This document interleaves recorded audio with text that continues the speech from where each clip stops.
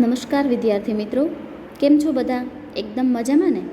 આજે આપણે ધોરણ 9 વિષય ગુજરાતી એમાં પૂરક વાચનની અંદર પાઠ 3નો અભ્યાસ કરી રહ્યા હતા. આપણે અગાઉના લેક્ચરમાં જોયું કે કાશીમાં અને કૂતરી એ બંને વચ્ચે કેવા સંબંધ છે, જે કાબરી છે એ બંને વચ્ચે, અને કાશીમાં એને નાનપણથી જ એ મારું ગલુડિયું છે એવું કહીને સાચવે છે. કાબરી છે એ શેરીમાં ઘણા બધા પરાક્રમો કરે છે, એ વાત પણ આપણે જોઈ. હવે બરાબર કાશીમાં છે એ પોતે ગોળ જે કંતાનમાં બાંધેલો છે એ ખોલી અને માટલામાં ભરવા જાય છે, કોઈ છે નહીં એવું જોઈને. ત્યારે આ કાબરી છે એ કાશીમાના ઘરમાં આવી જાય છે અને ત્યાં આવી જાય છે. ગોળ એને કાબરીને ખાવો છે એ જોઈ અને કાશીમાં એની સાથે ઘણી બધી વાતો પણ કરે છે અને એને ત્યાંથી જવા માટે કહે છે. છતાં એ જતી નથી. ત્યારે કાકરી ગોળ એને ઘા કરીને આપે છે. કાશીમાં એવું વિચારે છે કે થોડોક વધારે આઘો ઘા કર્યો હોત તો આ કાબરી છે એ ઉંબરામાંથી બહાર વહી ગઈ હોત, પણ કાશીમાંથી એવું થતું નથી. હવે આપણે પાના નંબર 168 ઉપર પહેલા પેરેગ્રાફથી આપણો આ પાઠ છે એ આગળ જોઈશું.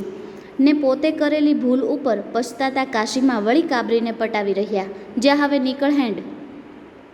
પણ કાબરી તો 4 પગ માંડી કાકરી ખાઈને હોઠ પર જીભ ફેરવતી વળી પાછી.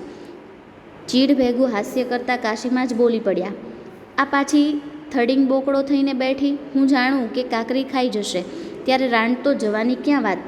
વે તે ઉલટી આગળ આવી ને દાજે ભરાયેલા કાશીમાએ તબેથો ફટકાર્યો, પણ ચીકણા હાથમાંથી છૂટેલો તબેથો તો કાબરીના ઓવારણા લેતો માથા ઉપરથી પસાર થઈ ચૂલા આગળ જઈ પડ્યો.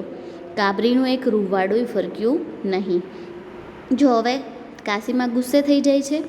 એ કહે છે કે મને ખબર જ હતી એમ, હવે તો આ કાકરી ગોળ ખાઈ ગઈ છે એટલે આઘી જવાની નહીં. ઉલટાનું એ તો વેત એક આગળ આવી ગઈ એમ.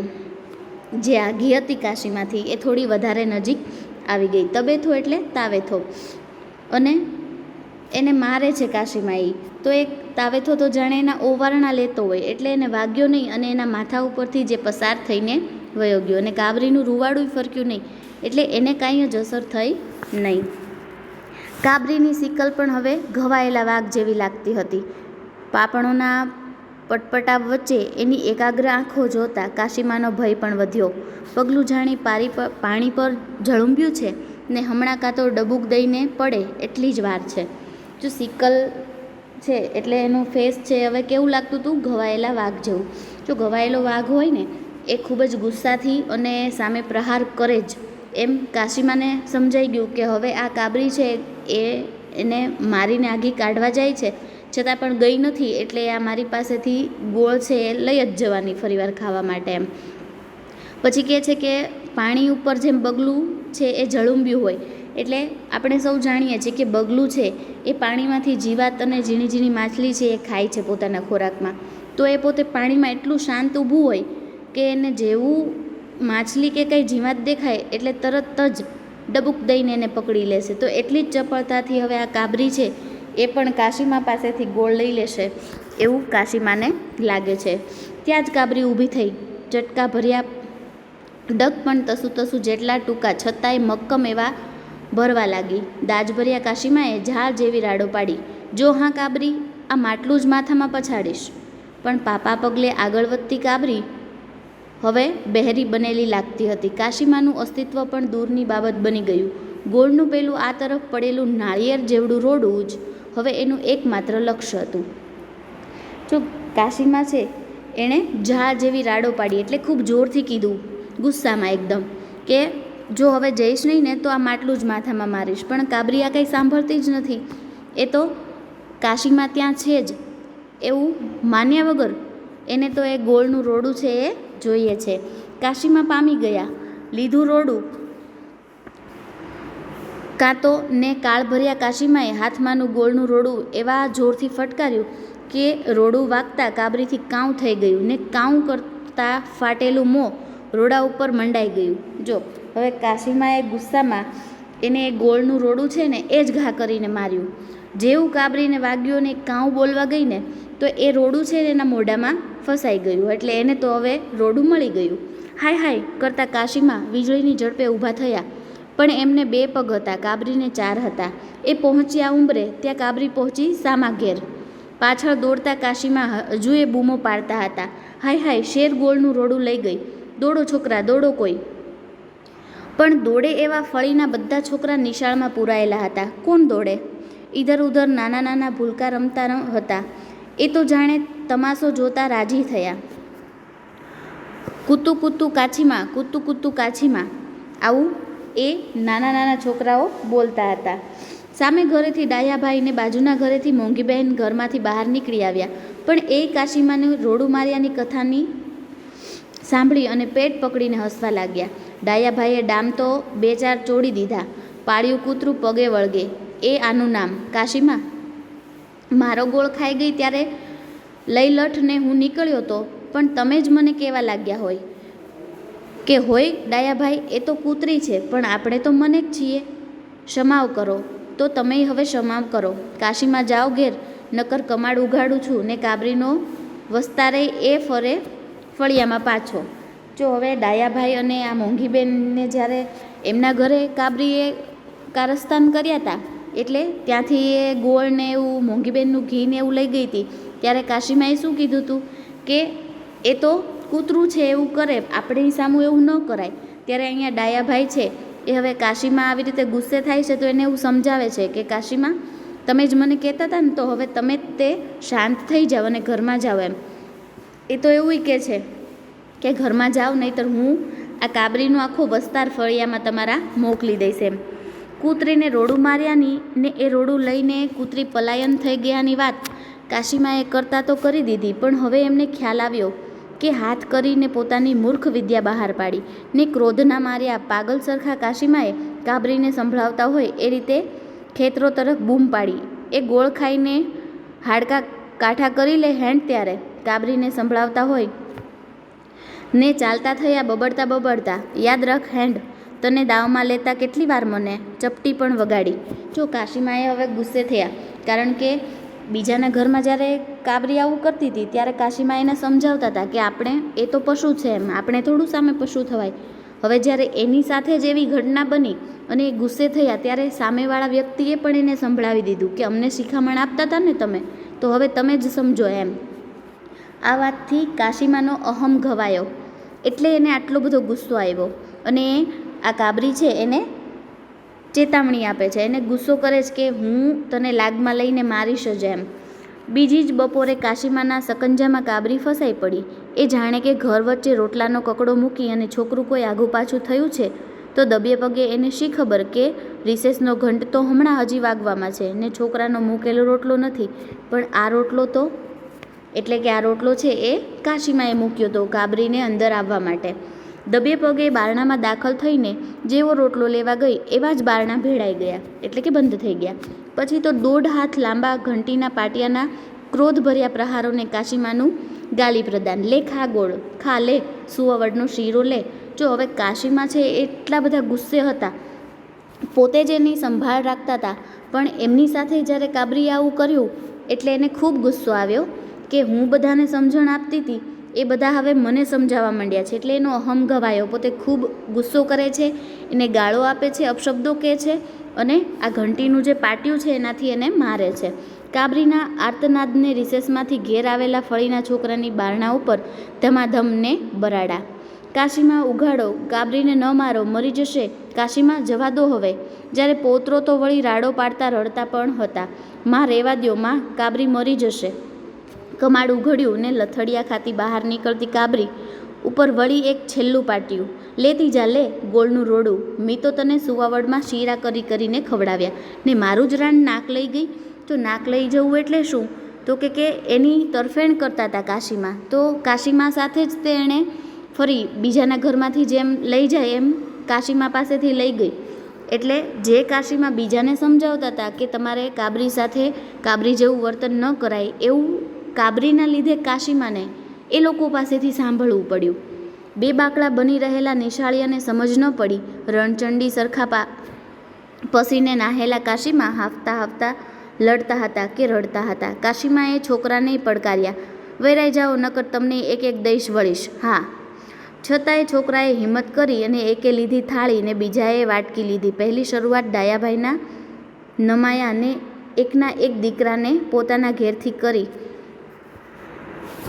નમાયા એટલે માતા વગરનો એ દીકરો છે, એમના ઘરેથી એ શરૂઆત કરી. જો આપણે સૌ જાણીએ છીએ કે અગાઉ જ્યારે કાબરી છે એને સુવાવડ આવતી ત્યારે છોકરાઓ કાબરી માટે આવું બધું લઈ ભેગું કરતા હતા. હવે અત્યારે કાબરીને વાગ્યું છે માટે છોકરાઓ છે એ થાળી વાટકો લઈ અને કાબરી માટે આ શીરો બનાવવા માટે બધું ભેગું કરે છે.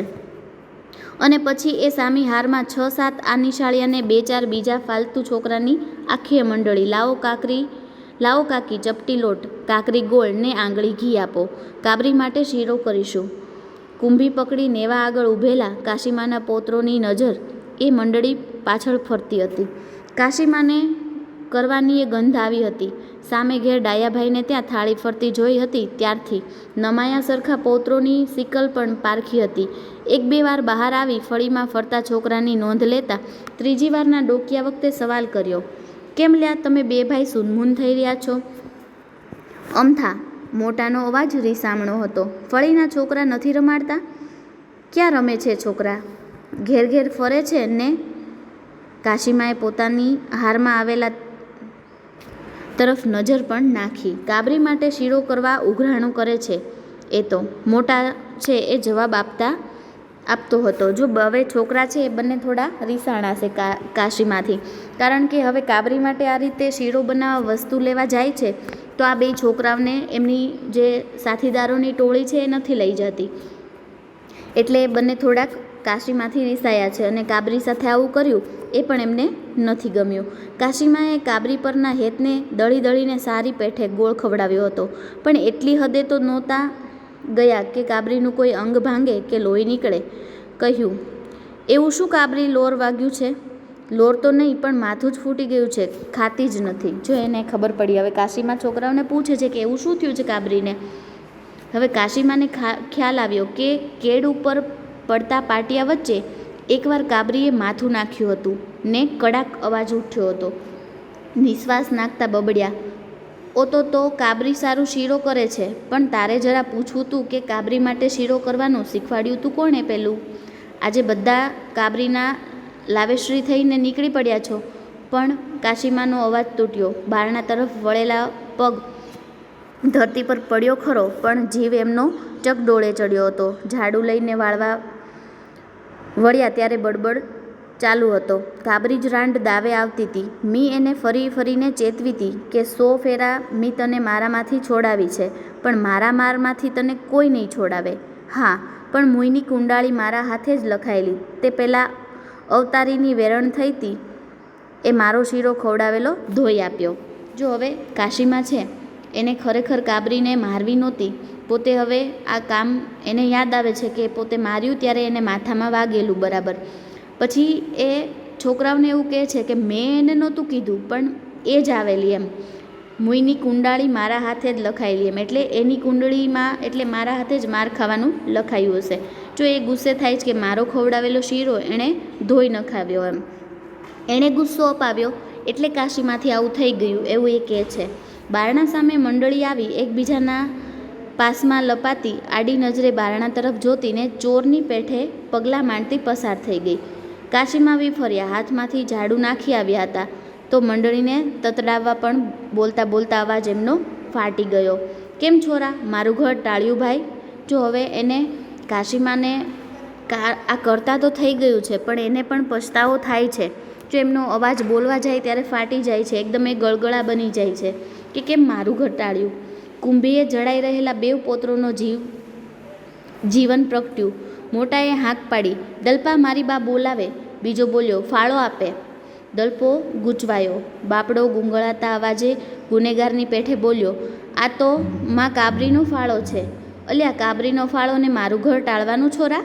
કાશીમાએ હસતું મોં ઘણુંય રાખ્યું, પણ રુદનનો ઉભરો એવો પ્રબળ હતો કે ખચકાઈને ઊભેલી મંડળીમાંથી 2-4 છોકરાને તો ઉલટાનો ભય પેઠો. છેતરીને બોલાવે છે લ્યો. જો હવે આ મંડળીમાંના એક છોકરાનું નામ દલપો છે, એને બોલાવે છે. કાશીમાં એને ફસાવતા તો નથી ને ત્યાં બોલાવીને, એવું આ છોકરાઓને શક પડે છે. અને કાશીમાનો અવાજ પણ એકદમ રુદન સાથે ઉભરો આવ્યો હોય એ રીતનો છે, કારણ કે એણે કાબરીને માર્યું છે એનો એને પસ્તાવો છે.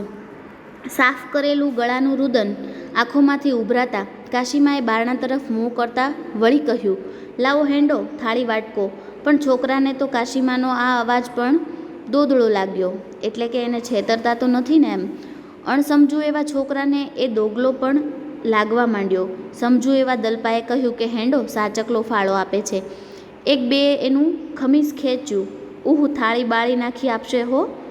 એટલે દોગલો લાગે છે એટલે જેવું વર્તન, દોગલું એટલે કેવું, બે જુદું જુદું વર્તન કરવું એમ, દેખાડવો જુદો અને વર્તન પણ જુદું એમ, કહેવું કંઈક અને કરવું કંઈક એવું. તો આ છોકરાઓને એવું લાગે છે કે કાશીમાં એવું કરશે તો, એક તો એને કહે છે દલપાને જતાં એનો શર્ટ ખેંચીને એને ઊભો રાખે છે કે ત્યાં જાશું ને થાળી બાળી ઊંધી નાખી દેશે તો એમ. દલપાએ જોયું તો કાશીમાં બાચકો ભરીને લોટ લાવ્યા હતા. ફટ એણે પગ ઉપાડ્યો. હેંડો લ્યો, સાચકલો આપે છે. લોકોની ચપટીને કાશીમાનો બાચકો. છોકરા તો જોતામાં જ ક્ષોભ, બીક બધું ભૂલી ગયા ને ઘૂઘરાનું ઝુમખું આખું જાણે ઘરમાં પેઠું. પૌત્રો પણ સાથે જોડાઈ ગયા. અને પછી તો બીજા ઘરની કાકરીઓ અને કાશીમાનો ગોળનો કાંકરો, બીજા લોકોની આંગળી ને કાશીમાનું આંગળું સીધું આપતા બોલતા હતા. તે પણ છોકરાને તો મધ જેવું મીઠું લાગતું હતું. ગોળ ગયો એનો વાંધો નહોતો, પણ મુએ મારી વાત કરાવી એની મને ઝાળ ઉઠી. જો હવે કાશીમાં પોતે ખરેખર આવું કેમ એનાથી થઈ ગયું એ કહે છે. જો એ કહે છે કે મારો ગોળ લઈ ગઈ ને એનો મને વાંધો નહોતો, પણ એના આવર્તનથી લોકોએ એમની જે હસી ઉડાવી એનો એને વાંધો હતો. મને પાછું એમેય થયું કે ઘરની બિલ્લી મારાથી મ્યાઉ એમ. જો એની સાથે આવું વર્તન કર્યું એને ન ગમ્યું. એને એના વર્તનથી શેરીમાં બધાએ એની હાંસી ઉડાડી કાશીમાની, એ કાશીમાને ન ગમી. એટલે પછી હું બળ્યું. ડાયાભાઈ જેવાને કહેતી હતી કે કૂતરું બચકું ભરી જાય પણ કાંઈ મનેકથી એને ભરાય છે, પણ આ મુયની કુંડાળીએ જ મને ભૂલવી દીધું. જો હવે ખરી વાત કાશીમાં કરે છે કે હું જ એવું કહેતી કે કૂતરું બચકું ભરે તો સામું ભરવા ન જવાય, પણ આ કાબરીએ મારી સાથે એવું કર્યું તો મારી એ વાતને એણે મને ભૂલવી દીધી એમ. અને પછી તો છોકરાને એ સમાચાર પૂછવા લાગ્યા. બહુ વાગ્યું છે દલપાઈને? મારતી હતી તો હું કેળોમાં, પણ એ મોય માથું વચ્ચે ઘાલી ગઈ. આંખો તો પટપટાવતી હતી ને, તો હવે વાંધો નથી. પણ ઘી આપતા આપતા વળી કાશીમાં છોકરાને વિફરેલા લાગ્યા. અલ્યા છોરા, શું કામ કાબરી જીવાડવી છે? છોને મરી જતી ને છોને મને ગોજ લાગતી. જો હવે આવું કરતાં કરતાં કાશીમાં છે એ ફરી વિફર્યા, એટલે કે ફરી ગુસ્સે થયા. એ છોકરાઓને એવું કહે છે કે છોકરાઓ, તમારે શું કામ કાબરીને જીવાડવી છે એમ? ભલે ને મરી જતી અને ભલે ને મારા ઉપર આવતું એમ, મને ભલે પાપ લાગતું. છોકરા દલપો સુધા એકમેક તરફ તાકવા લાગ્યા. થાળીવાળો છોકરો તો દલપાના ઈશારાની જાણે રાહ જોતો. પગની લાલમ ખેંચે એટલી જ વાર હતી. જો હવે છોકરાઓ કાશીમાની આ વાત સાંભળી અને ત્યાંથી ભાગવાની રાહમાં હતા. ત્યાં તો ક્ષણેક થંભી કાશીમાએ કહ્યું કે ફળિયામાંથી કોઈ એને ખાવાનું તો નાખતું નથી. ઉમેર્યું કે નાખે તો બટકું રોટલો. ત્યારે તો એને બાપડીને ટાટિયા તાણતી મરતી એમ. જો એને કોઈ ખાવાનું નથી આપતું એટલે એ ટાટિયા તાણીને મરે છે એમ, તો એને અત્યારે મરી જવા દો, એવું કાશીમાં કહે છે. દલપો ભેદ પામી ગયો. બોલ્યો, ના કાશીમાં, છોકરા સામે જોઈ બોલ્યો, અમે આજથી નિયમ કર્યો છે. નિયમ કર્યો છે એટલે કે નિયમ લીધો છે કે અમારા ખાવામાંથી એક કોળિયો કાબરીનો. છોકરા પાસે દલપાએ હુંકારો માંગ્યો. ને હે ને છોરા? કાશીમાનું ઘર જાણે કે નિશાળ હોય તેમ એકી અવાજે છોકરાનો હુંકારો મળ્યો. એક કોળિયો કાબરીનો. સવાર સાંજ, દલપો બોલ્યો. સવાર સાંજ, છોકરાએ પડઘો પાડ્યો. જો જેવો દલપો છોકરાઓને બોલવાનું કહે છે એવો તરત બધા જ છોકરા એને જવાબ આપે છે. તો ખરી વાત. વાડી સાથે રસોડા તરફ ફરતા કાશીમાનો અવાજ પણ આહલાદથી ભરેલો હતો. જો હવે કાશીમાએ ખુશ હતા. રસોડામાં પ્રવેશતા એમણે પણ છોકરાની તાનમાં તાન પુરાવી. તમારો એક તો આપણા 2 કોળિયા જાઓ. ને કાશીમાના આ હૂંફભર્યા શબ્દો અને 3 ઘર જેટલો ફાળો લઈને ઘર બહાર નીકળેલા છોકરાને હવે તો કાશીમાના વાંકને બદલે કાબરીનો વાંક જ દેખાવા લાગ્યો. કાબરીબાએ જ મારના ઘરાક હતા. કાશીમાને મ્યાઉ પછી મારા જ ખાઈને એમ. જો હવે કાશીમાં આટલું બધું એને સાચવતા હતા તો એમને એણે હેરાન કર્યા એટલે એ મારની જ લાગણી હતી એવું હવે છોકરાઓને લાગવા માંડ્યું. શું કામ? કારણ કે કાશીમાએ છે એ હવે પોતાનો ગુસ્સો ઉતર્યો એટલે એને સમજાણું કે મેં આ કર્યું એ બરાબર નથી કર્યું. માટે એ કાબરી માટે શીરો પણ બનાવે છે અને છોકરાઓને સમજાવે પણ છે કે તમારામાંથી કોઈ એને રોટલો તો નથી નીડતું તો પછી ભલે ને મરી જતી એમ. ત્યારે છોકરાઓ એવું નિયમ લે છે કે અમે અમારામાંથી જમવામાંથી એક કોળિયો કાબરી માટે રાખીશું. તો કાશીમાં એના માટે 2 કોળિયા રાખશે એવું એ કહે છે. ઓછું હોય તેમ ગુપસુપ કરતાને એક કોળિયાનો પાક્કો નિયમ કરી દલપાને ઘેર જઈ રહેલા આનંદ ઘેલા છોકરાને કાને બારણામાંથી ડોકું કરતા કાશીમાનો અવાજ પડ્યો, એ છોરા, કાબરી શીરો ન ખાય તો મને બોલાવજો, કેવોક નથી ખાતી જોઉં. ને કાશીમાનો આ ટહુકો સાંભળી છોકરાના ઉરમાં જ નહીં પણ ફળીમાં પણ આહલાદનું એક હળવું મોજું ફરી વળ્યું. ડાયાભાઈએ કહ્યું પણ ખરું કે કાશીમાએ ખરા લાગે છે. એક પા માર માર્યો ને બીજી પા હવે શીરો ખવડાવી કૂતરીના પાછા મનામણા કરાવે છે. અને અહીંયા આપણો આ પાઠ છે એ પૂર્ણ થાય છે. જો કાશીમાના આવા વર્તનથી છોકરાઓના મનની અંદર જ હરખ નહીં પણ આખી શેરીમાં આનંદ છવાઈ ગયો. અને કાશીમાએ આ રીતે હવે કૂતરીને મનાવવાનું કર્યું એ જોઈ અને ડાયાભાઈ પણ એવું કહે છે.